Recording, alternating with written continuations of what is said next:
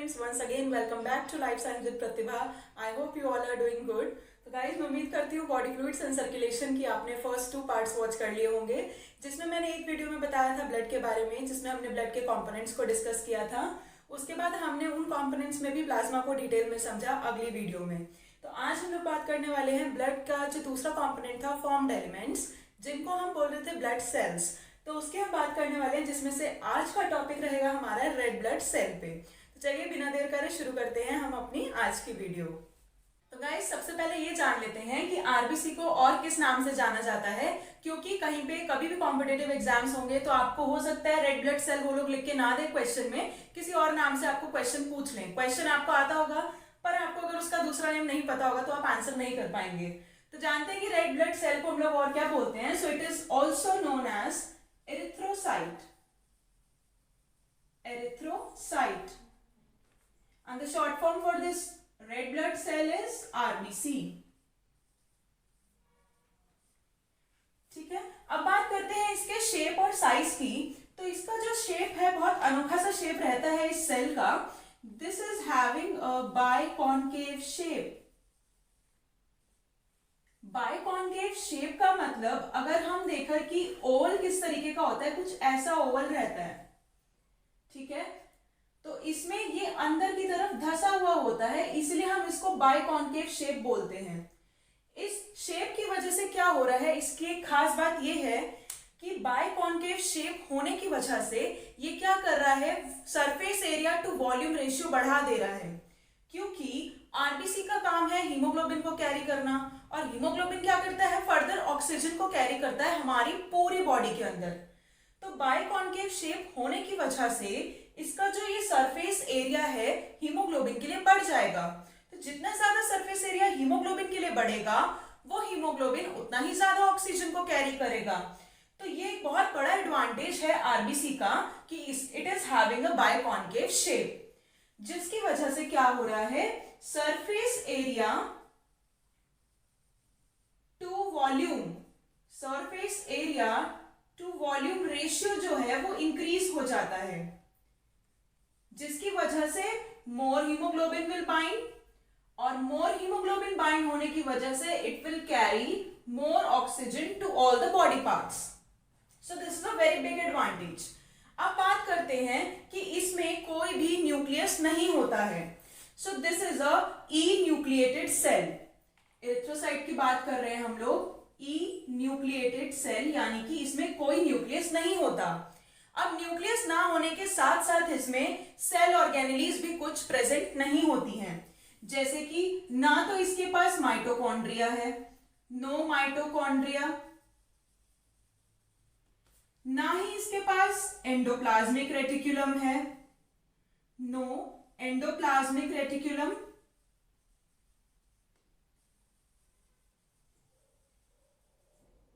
साथ में ही इसके पास गोल्जी बॉडी भी नहीं है, नो गोल्जी बॉडी।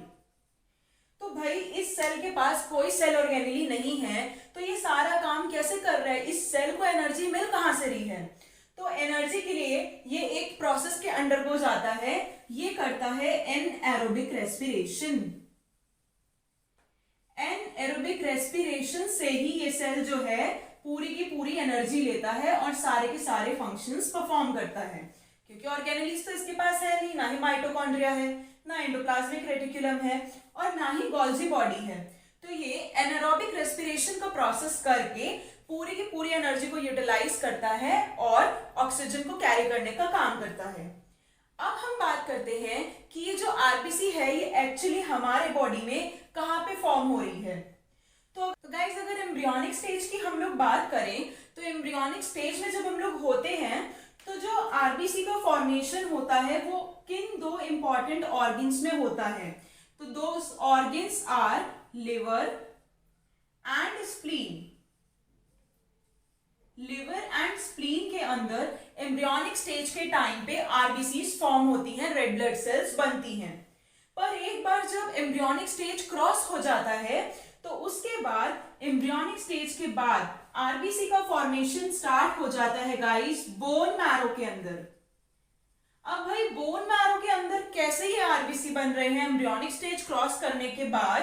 तो बोन मैरो में होता है एक बहुत स्पेशलाइज्ड एंजाइम की हेल्प यहाँ पर ली जाती है, and that enzyme is erythropoietin enzyme. Erythropoietin enzyme. अब भैया बोन मैरो में ये एरिथ्रोपोइटिन एंजाइम कहां से टपक पड़ा अचानक? तो ये एरिथ्रोपोइटिन एंजाइम को सिक्रीट करने वाला हमारी ही बॉडी का एक बहुत बहुत इंपॉर्टेंट ऑर्गन है, विच इज किडनी। तो क्या होगा एम्ब्रियोनिक स्टेज के बाद? The kidney it will secrete this erythropoietin enzyme which will travel to the bone marrow, and then in the bone marrow it will help in the formation of RBCs. अब क्योंकि ये ऐसे तीनों organs हैं जहां पे हमारी लाइफ टाइम के किसी ना किसी स्टेज पे, भले ही एम्ब्रियोनिक स्टेज या आफ्टर एम्ब्रियोनिक स्टेज, आरबीसी का फॉर्मेशन हो रहा है, तो इन तीनों ही ऑर्गन्स को हम लोग बोलते हैं एरिथ्रोपोइटिक ऑर्गन्स। एरिथ्रोपोइटिक ऑर्गन्स, बिकॉज यहां पे एरिथ्रोपोइटिन एंजाइम का हेल्प लिया जा रहा है और आरबीसीज का फॉर्मेशन करा जा रहा है। अब ये जो आरबीसीज के फॉर्म होने का जो प्रोसेस है, इस प्रोसेस को एक बहुत अनोखे से नाम से जाना जाता है, which is erythropoiesis. Yes guys, it is erythropoiesis. तो जब भी हमारी बॉडी में आरबीसीज का फॉर्मेशन हो रहा है तो उस प्रोसेस को हम जानते हैं एरिथ्रोपोइसिस के नाम से। अब एरिथ्रोपोइसिस को कंट्रोल करने वाले भी तो कुछ चीजें होंगी हमारी बॉडी में। So this erythropoiesis is controlled by some of the proteins in our body as well as iron. तो ये दो चीजें ऐसी हैं जो साथ में मिलके आरबीसी के फॉर्मेशन को कंट्रोल करती हैं। अब भाई आरबीसीज तो बन गई, अब बनने के बाद इनका मैच्योरेशन होना भी बहुत जरूरी है। तो मैच्योरेशन के लिए हमारी बॉडी में काम करता है folic acid. Folic acid as well as vitamin B12, vitamin B12। तो ये दोनों मिलके हमारे आरबीसीज को मैच्योर होने में हेल्प करते हैं। गाइस, आप लोग अंदाजा लगा सकते हो कि ये एक छोटा सा आरबीसी का molecule which is about 7 to 8 micrometre in diameter, ये छोटा सा आरबीसी का मॉलिक्यूल अपने साथ कितना ज्यादा हीमोग्लोबिन कैरी कर रहा है? तो it is carrying about 270 to 280 million molecules. Guys, this is a very huge amount, 270 to 280 million molecules of haemoglobin. अब इतना ज्यादा हीमोग्लोबिन है तो बहुत अच्छे खासे अमाउंट में ये एक ही आरबीसी बहुत सारे ऑक्सीजन को लेके जा रहा होगा हमारी बॉडी के अंदर। इसीलिए आरबीसी का बनना बहुत ज्यादा जरूरी है, क्योंकि हमारी बॉडी को चाहिए ऑक्सीजन एनर्जी के लिए। एनर्जी कहां से मिलेगी? बॉडी को ऑक्सीजन से मिलेगी, जिससे सारे के सारे फंक्शन, सारे मेटाबॉलिक प्रोसेसेस हम लोग परफॉर्म करते हैं। तो देखिए, ये छोटा सा RBC which is about 7 to 8 micrometre in diameter, it is carrying 270 to 280 million molecules of hemoglobin. So ये जो हीमोग्लोबिन है, अब मान लीजिए ये हीमोग्लोबिन 1 ग्राम का है कुल। इस हीमोग्लोबिन का जो वेट है कुल 1 ग्राम है। तो ये 1 ग्राम हीमोग्लोबिन भला कितना ऑक्सीजन को अंदर ले जा पाएगा?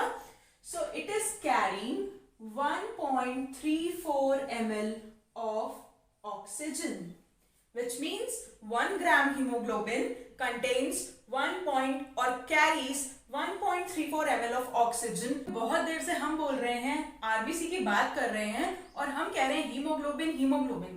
भाई आखिर ये हीमोग्लोबिन है क्या चीज? तो हीमोग्लोबिन गाइस एक पिगमेंट होता है जिसमें आयरन कंटेंट होता है। आयरन कंटेंट होने की वजह से इसका जो कलर है हल्का सा पर्पलिश रेड की तरफ चला जाता है। So haemoglobin is actually a purple color iron containing pigment, iron containing pigment। और ये वही हीमोग्लोबिन है जो हमारी पूरी की पूरी बॉडी में ऑक्सीजन को ट्रांसपोर्ट कराएगा। अब हीमोग्लोबिन के लेवल्स को हम लोग कैसे मेजर करेंगे? कभी भी ब्लड टेस्ट कराते हैं तो हम बोलते हैं हीमोग्लोबिन कम आया है, तो मेजर करते हैं इसको हम हीमोमीटर से, या फिर उस इंस्ट्रूमेंट को हम बोलते हैं हीमोसाइटोमीटर। हीमोसाइटोमीटर और you can call it as haemometer also. तो भाई अब ये हीमोग्लोबिन मेल्स में कितना है और फीमेल्स में कितना है?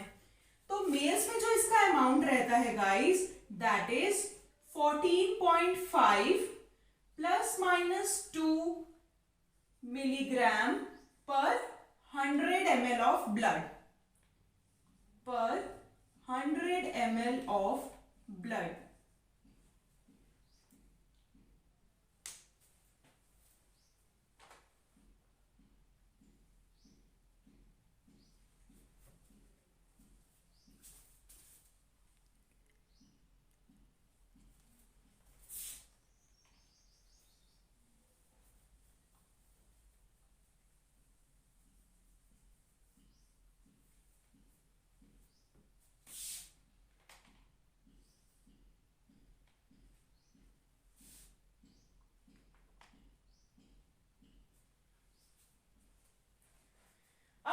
हीमोग्लोबिन मेल्स में कितना है और फीमेल्स में कितना है? तो मेल्स में होता है गाइस 14.5 प्लस माइनस 2 ग्राम, कितने में? This is in 100 ml of blood. Okay, then in females it is around 12 plus minus 2 हो सकता है, ग्राम में ही है यहाँ पर भी, and these both are in per ml of blood. मतलब अगर, और कितना ml है ये? 100 ml पर 100 ml ऑफ ब्लड, यानी मेल्स में 100 ml ब्लड में हमें मिलेगा 14.5 plus minus 2 gram of haemoglobin, whereas in females in 100 ml of blood will get 12 plus minus 2 gram of hemoglobin. This is the approximate range. अगर RBCs हमारे body में ज्यादा amount में प्रोड्यूस होने लगे इन एक्सेस, तो उस कंडीशन को हम लोग बोलते हैं पॉलीसिथेमिया। पॉलीसिथेमिया। और यही आरबीसीज अगर लेस अमाउंट में प्रोड्यूस हो रहे हैं हमारी बॉडी में, मतलब कहां पे? अभी एम्ब्रियोनिक स्टेज के बाद बोन मैरो में एक्सेस में हो रहे हैं तो पॉलीसिथेमिया, और अगर लेस अमाउंट में प्रोड्यूस हो रहे हैं then the condition is known as anaemia, या फिर हम इसको बोलते हैं एरिथ्रोसाइटोपेनिया। एरिथ्रोसाइटोपेनिया। ठीक है, अब ये जो आरबीसीज होते हैं गाइस, ये ज्यादा टाइम तक जिंदा नहीं रहते हैं, इनका जो लाइफ स्पैन है वो बहुत ही शॉर्ट लाइफ स्पैन होता है। तो कितना है भाई इसका लाइफ स्पैन भी जान लेते हैं। It is about 120 days. अरे भाई सिर्फ 120 डेज, तो फिर इसीलिए हमारी बॉडी में नीड होती है कि बार बार आरबीसी बनना चाहिए, ताकि वो हीमोग्लोबिन कंटेन करे, और हीमोग्लोबिन कंटेन करने की वजह से ऑक्सीजन को वो आराम से हमारी बॉडी में डिलीवर कर पाए। तो लाइफ स्पैन है 120 डेज गाइस। तो अब क्या हो रहा है, 120 डेज के बाद आरबीसी जो है, ओल्ड आरबीसी, वो डिस्ट्रॉय होने लगती हैं। अब इनको डिस्ट्रॉय करने वाले भी तो कोई होंगे सेल्स हमारी बॉडी के ही, तो उन सेल्स को गाइस हम लोग बोलते हैं retico endothelial cells. Retico endothelial cells. और ये सेल्स कौन से ऑर्गन के हैं? Liver.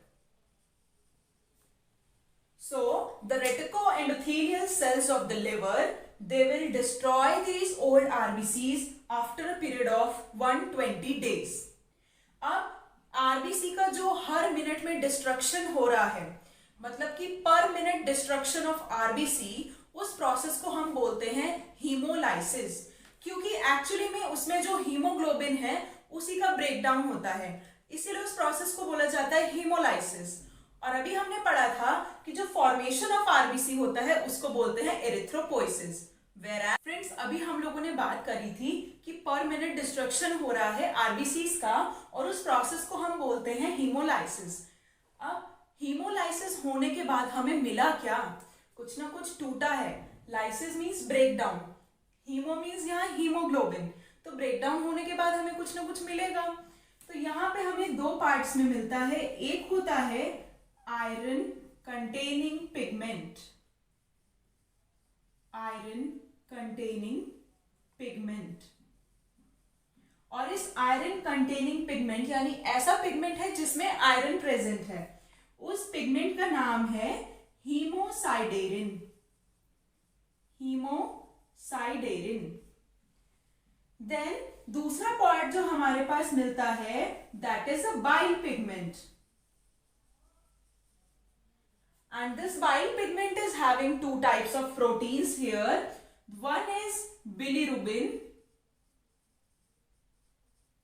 and the other one is biliverdin.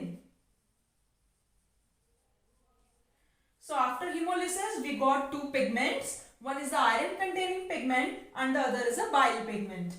Iron containing pigment is known as hemosiderin, whereas in bile pigment we have the two proteins bilirubin and biliverdin.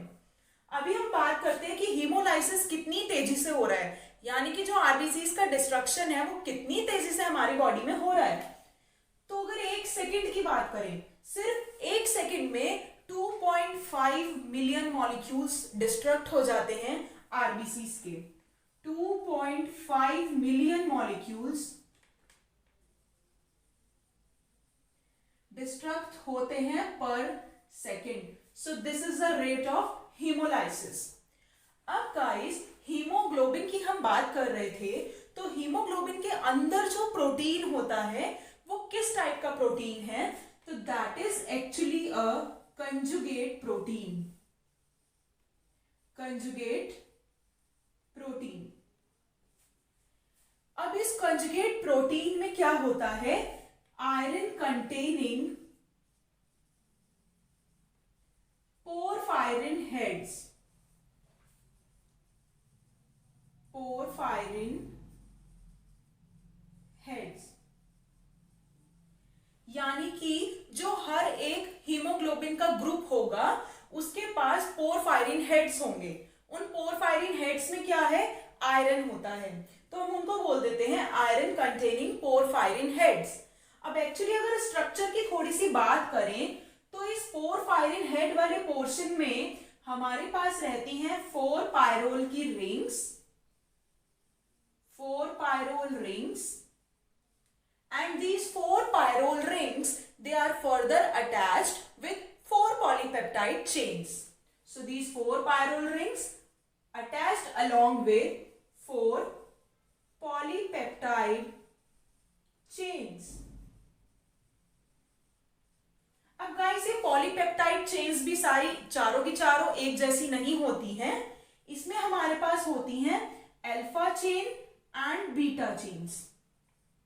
Alpha chains होती हैं 2 और 2 रहती हैं बीटा की चेन्स। तो अगर हम एडल्ट्स की बात करें तो एडल्ट्स का जो हीमोग्लोबिन मॉलिक्यूल होता है, हीमोग्लोबिन मॉलिक्यूल ऑफ एडल्ट्स, उसके पास अल्फा चेन में कितने अमाइनो एसिड्स हैं? 141 amino acids, whereas in beta chain the adults have 146 amino acids. तो गाइस, हम लोगों ने समझा कि कैसे हीमोलिसिस हो रहा है, कितना रेट है हीमोलिसिस का, कौन से 2 पिगमेंट्स हम लोगों को मिल रहे हैं। इसके स्ट्रक्चर की भी हमने बात करी कि पोरफायरिन हेड्स होते हैं जिसमें आयरन होता है। ये जो पोरफायरिन हेड्स हैं इनमें होती हैं 4 पायरोल की रिंग्स जो कि अटैच रहती हैं 4 पॉलीपेप्टाइड चेन से, जिसमें से 2 चेन होती है अल्फा की और 2 चेन होती है बीटा की।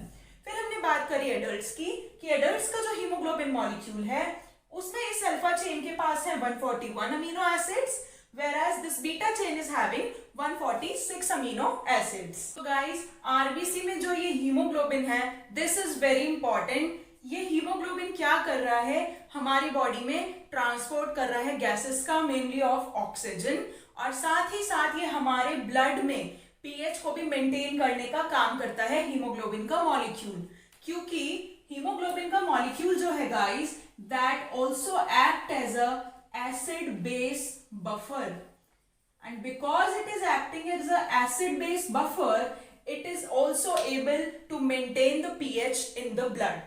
So this was all about RBCs guys. जो हम लोग बॉडी फ्लूइड्स एंड सर्कुलेशन की सीरीज चला रहे हैं, इसमें जो हमने ब्लड का डिस्कशन किया था प्रीवियस वीडियोस में, उसमें हमने पढ़ा था ब्लड में plasma and formed elements. Plasma में डिटेल आपको प्रीवियस वीडियो में दे चुकी हूं, अगर अभी तक आपने नहीं देखा है तो लिंक मैं आपको डिस्क्रिप्शन में प्रोवाइड कर दूंगी, you can go and watch it.